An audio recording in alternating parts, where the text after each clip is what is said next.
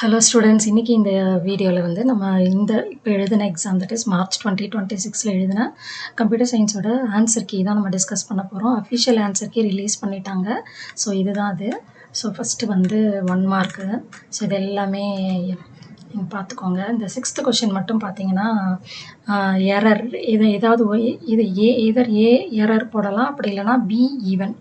இது ரெண்டில் எது மார்க் பண்ணியிருந்தாலும் ஒரு மார்க்கு, ஓகேவா? ஸோ நெக்ஸ்ட்டு ஏன்னா இதில் நிறைய கன்ஃபியூஷன் வந்துட்டு இருந்தது. ஸோ எதர் எரர் எழுதியிருக்கலாம், இல்லை ஈவன் எழுதியிருக்கலாம், ஓகேவா? ஸோ மற்றதெல்லாம் ஈஸி தான். ஸோ இதுதான் 1 மார்க்கு. இப்போ 2 மார்க்ஸ் பாருங்கள். 2 மார்க்ஸ் வந்து வாட் இஸ் சப்ரூட்டின் கேட்டிருந்தாங்க இல்லையா? அதில் வந்து எதர் இந்த definition subroutine or basic building block ஒரே லைனால தான், அப்படி இல்லைனா small section of code. So இது இல்லைனா இது ஏதாவது ஒன்று எழுதியிருந்தாலும் உங்களுக்கு 2 மார்க்கு. அடுத்தது வந்து prefixing the behaviour of protect and private access specifier கேட்டிருந்தாங்க இல்லையா?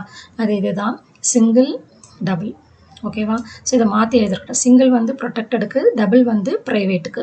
இதை நீங்கள் மாற்றி எழுதிட்டீங்கன்னு வச்சுக்கோங்க, சிங்கிள் ஆர் டபுள்னு போட்டுட்டு இங்கே வந்து ப்ரைவேட்டு இது ப்ரொடெக்டட் அப்படி மாற்றி எழுதுனா ஒரு மார்க்கும் வராது, சரியா? ஸோ இது கரெக்டாக எழுதியிருக்கணும். சிங்கிள் வந்து ஃபார் ப்ரொடெக்டட், டபுள் __ வந்து ஃபார் ப்ரைவேட், ஓகேவா? இது கரெக்டாக எழுதியிருக்கணும். இதுதான் அதோடைய ஆன்சர். இது வந்து அப்ளிகேஷனாக வாட் இஸ் த அவுட்புட்டு, ஒன்றுக்கும் 1.5 மார்க்கு. இதை வந்து டீட்டெயிலாக நான் அடுத்த வீடியோவில் எக்ஸ்பிளைன் பண்ணுறேன், இதுக்கு எப்படி ஆன்சர் வந்ததுன்னு. அடுத்ததும் அதே தான், ஈச் கேரிஸ் 1/2 மார்க்கு. இதுவும் அதே மாதிரி அப்ளிகேஷன் பேஸ்டு. ஸோ அடுத்தது டேட்டா கன்சிஸ்டன்சி நான் என்னன்னு கேட்டிருந்தாங்க. ஸோ டேட்டா கன்சிஸ்டன்சிக்கு இந்த லைன், அப்படி இல்லைனா இந்த லைன், ஏதாவது ஒரு லைன் இது எழுதியிருந்தாலும் 2 மார்க்கு. அடுத்தது வந்து இந்த 22nd கொஸ்டின் வந்து பார்த்தீங்கன்னா next what is the use of next அது கேட்டிருந்தாங்க, next command. So it is use to skip a row of the CSV file. இந்த லைன் எழுதினாலே உங்களுக்கு 2 மார்க். அப்படி இல்லைனா இது டு அவாய்ட் தட், இந்த லைன் எழுதினா இது அப்படியே புக்கில் இருக்கும், இது எழுதினாலும் 2 மார்க். எது வேணாலும் எழுதியிருக்கலாம். அடுத்தது what are the uses of database, இதுதான் ஆன்சர். இந்த 3 எழுதியிருந்தாலும் ஓகே. அடுத்தது நெக்ஸ்ட்டு வந்து 24ல் இதுதான், இது ஒரு ப்ரோக்ராம் பேஸ்டு. ஸோ இதுதான் ஆன்சர். கம்பல்சரி கொஷினு, இதுவுமே நான் அடுத்த வீடியோவில் எக்ஸ்பிளைன் பண்ணுறேன். அடுத்தது பார்த்திங்கன்னா 3 மார்க்ஸு. 3 மார்க்ஸில் what are the 2 ways of accessing கேட்டிருந்தாங்க இல்லையா? 2 methods of accessing a list. So இதுக்கு வந்து ஒன்று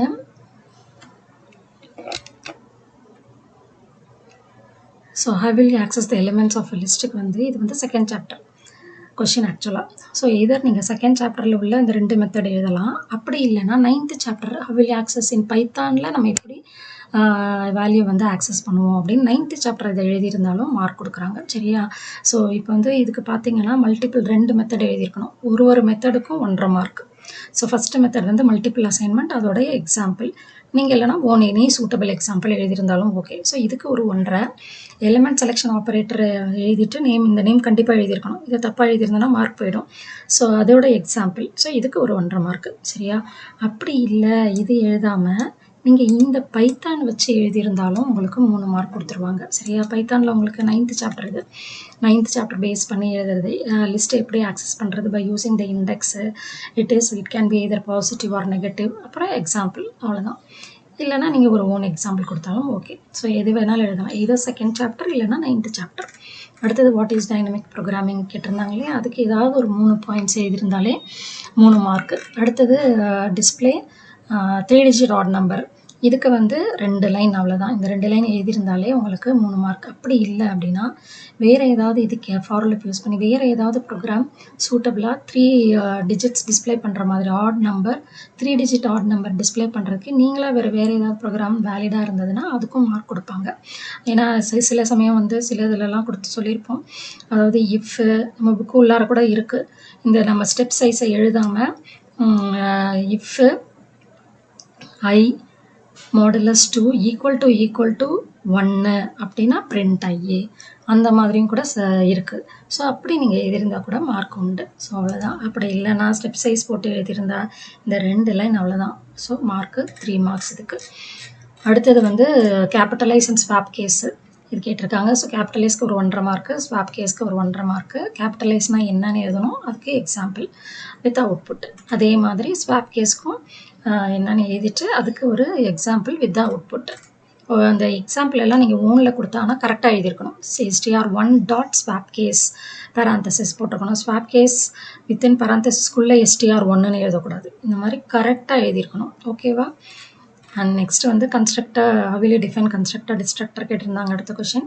ஸோ கன்ஸ்ட்ரக்டர்னால் என்னென்னு டெஃபினிஷன் இருக்கு இல்லையா, இந்த டெஃபினிஷன் எழுதலாம். அப்படி இல்லைனா சின்டாக்ஸ் எழுதலாம். ஏதாவது ஒன்று இல்லை, ரெண்டுமே எழுதியிருந்தாலும் ஓகே தான். ஸோ எதர் டெஃபினிஷன் இல்லைனா சின்டாக்ஸ். ஓகேவா? ஸோ இதுக்கு ஒரு 1.5 மார்க்கு, இங்கே ஸ்ப்ளிட்டப் போடலை.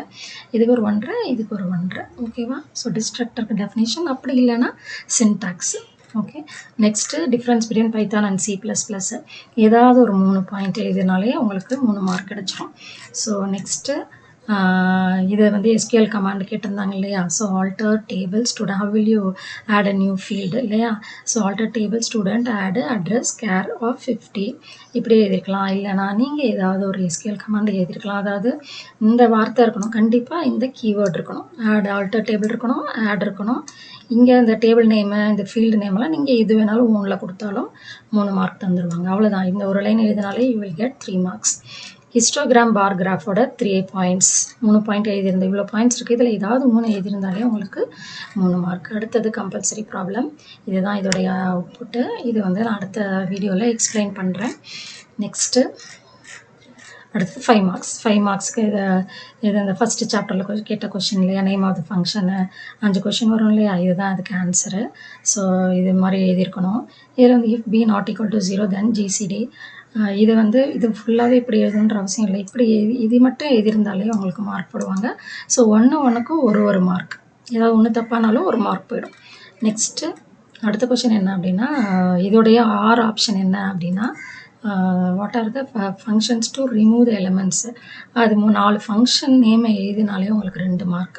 அவ்வளோதான். அப்புறம் எக்ஸ்ப்ளனேஷன் எக்ஸாம்பிள் கொடுத்தா அதுக்கு ஒரு 3 மார்க்கு. அடுத்தது லீனியர் சர்ச் டெஃபினேஷன் எழுதிட்டு அதோடைய ப்ரொசீஜர் அப்படியே இந்த 5 பாயிண்ட்ஸும் புக்கில் இருக்கும். ஆக்சுவலாக எக்ஸாம்பிளோட படிக்க சொல்லியிருப்போம். பட் எக்ஸாம்பிள் இல்லாட்டி கூட உங்களுக்கு 5 மார்க் கிடைச்சிடும். அடுத்து இதோட ஆர் என்ன அப்படின்னா, ஃபேக்டோரியல் யூஸிங் ஃபார் லூப் வச்சு ஃபேக்டோரியல் கண்டுபிடிக்கிற ப்ரோக்ராம். ஸோ இது அப்படியே நம்மளுடைய ப்ராக்டிக்கல் ப்ரோக்ராம் அதே மாதிரி தான் இருக்குது. ஸோ அதை அப்படியே எழுதிடலாம். இல்லைனா நீங்களே ஓனில் வேறு ஏதாவது எழுதினா, ஆனால் ஃபேக்டோரியல் வரணும் ஆன்சர். ஓகேவா? ஸோ இது 5 மார்க்ஸ். அடுத்தது script mode, explain script mode programming. இதில் பார்த்தீங்கன்னா ஸ்கிரிப்ட் மோடுனா என்ன, ஸ்கிரிப்ட்னா என்னன்றது கண்டிப்பாக எழுதியிருக்கணும். இதை நீங்கள் விட்டுருந்தீங்கன்னா இந்த ஸ்டெப்ஸை இதை எழுதலைன்னா வந்து உங்களுக்கு 1 மார்க் கட் பண்ணிவிடுவாங்க. ஸோ கண்டிப்பாக இந்த வாட் இஸ் ஸ்கிரிப்ட் மோடுன்றதை கண்டிப்பாக நீங்கள் எழுதியிருக்கணும். அப்புறம் வாட் ஆர் த ஸ்டெப்ஸை 1 by 1 டிஃபைன் பண்ணணும். இந்த கமாண்ட் கரெக்டாக இருக்கணும். இந்த கமாண்டில் என்ன தப்பு இருந்தாலும் மார்க் குறைஞ்சிரும். ஓகேவா? அடுத்து இதோடைய ஆர் ஆப்ஷன் என்ன அப்படின்னா, இது ஸ்கோப் ஆஃப் வேரியபிள்ஸ் கேட்டிருந்தாங்க இல்லையா. ஸ்கோப் ஆஃப் வேரியபிள்ஸில் நீங்கள் வந்து இந்த local scope L E G B rule unit 1ல் இருக்கும் இல்லையா, லெக் பி ரூல் எழுதலாம். அப்படி இல்லைன்னா இந்த local scope and global scope Python இதில் எது எழுதியிருந்தாலும் நீங்கள் உங்களுக்கு இது வந்து பைத்தான் ஃபங்க்ஷன் 7th சாப்டர், இதர் 7th சாப்டர் எழுதியிருக்கலாம். அப்படி இல்லைனா இது வந்து 3rd சாப்டர் நினைக்கிறேன். ஸோ லெக் பி ரூலு அந்த இதை எழுதியிருந்தாலும் ஏதாவது எது எழுதினாலும் உங்களுக்கு மார்க். ஓகேவா? ஸோ நெக்ஸ்ட்டு வந்து 37A. ஏல வந்து இது ஒரு ப்ரோக்ராம் பேஸ்ட் கொஷின். ஸோ இதுதான் அவுட்புட் பார்த்துக்கோங்க. நெக்ஸ்ட்டு இதோடைய ஆர் ஆப்ஷன் என்ன அப்படின்னா, relationship mapping. What are the 4 types of relationship மேப்பிங்கை நீங்கள் மென்ஷன் பண்ணியிருந்தீங்கனாலே உங்களுக்கு 2 மார்க்கு. அதோடைய எக்ஸ்ப்ளனேஷனுக்கு 3 மார்க்கு. எக்ஸாம்பிள் அந்த டயக்ராம் மாதிரி வரைகிறது கண்டிப்பாக எல்லாருமே அதோட சேர்த்து தான் படிச்சிருப்பீங்க. ஸோ அது இல்லாட்டி கூட மார்க் உங்களுக்கு போட்டுருவாங்க. ஓகே. Next 38 last question. இது வந்து SQL கமாண்ட், அந்த டேபிள் பேஸ் பண்ணி SQL கமாண்ட். இதுதான் இந்த கமாண்டு வந்து கரெக்டாக எழுதியிருக்கணும். ஒன்றுக்கும் ஒரு மார்க்கு, ஒன்று தப்பானாலும் 1 மார்க் போயிடும். சரியா?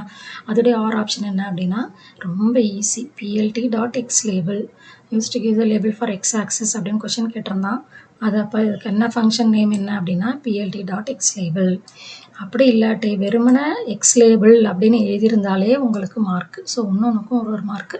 ஸோ இதர் PLT போட்டு எழுதலாம். அப்படி இல்லைன்னா நீங்கள் வந்து xlabel, ylabel, title, show, legend இப்படி எழுதினாலே உங்களுக்கு ஈஸியாக 5 மார்க்ஸ் வாங்கிடலாம். சரியா? ஆன்சர் கீ வந்து ரொம்ப டஃப்பாக டிஃபிகல்ட்டாலாம் இல்லை, ஈஸியாக தான் இருக்குது. ஸோ இந்த வீடியோ பிடிச்சிருக்குன்னு நினைக்கிறேன். நீங்கள் உங்களுடைய ஆன்சரை செக் பண்ணிக்கோங்க. நம்ம கம்பல்சரி ப்ராப்ளம்ஸ் அந்த ப்ரோக்ராம் பேஸ்ட் கொஷின்ஸோட ஆன்சர் எப்படி வந்ததுன்றதை நான் அடுத்த வீடியோட எக்ஸ்பிளைன் பண்ணுறேன். உங்கள் ஃப்ரெண்டுக்கும் இதை வந்து ஷேர் பண்ணுங்கள். அகிலா கம்ப்யூட்டர் கிளாஸை சப்ஸ்கிரைப் பண்ணுங்கள். தேங்க்யூ.